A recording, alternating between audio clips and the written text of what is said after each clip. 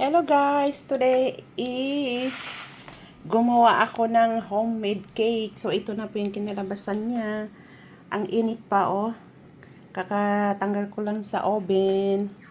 So ito in-slice ko na para madali lang hugutin ng isa. Tingnan mainit-init pa oh. Katulad ng mga jowa nyo dyan, mainit-init pa. Charot. Hindi, pinapatawa ko lang kayo. Ay ito. Mainit pa guys. So halina kayo. Kain na tayo ng homemade cake. Diba? Ang sarap oh. Gustong gusto ko yung totong niya. Itong parang ano siya. Ito oh. Yung totong. Tapos inuman ng isang basong gatas. Ng malamig na gatas. So wow. Wala akong masabi sa sarap nito.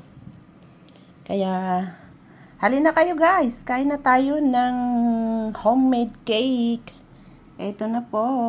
Tingnan niyo ba ang pag-slice ko? Minsan kasi pag na-slice mo yun, nadudurog. Pero ito parang hindi. Na-stress ko siya, oh. Na-stress. Na-straight ko ma.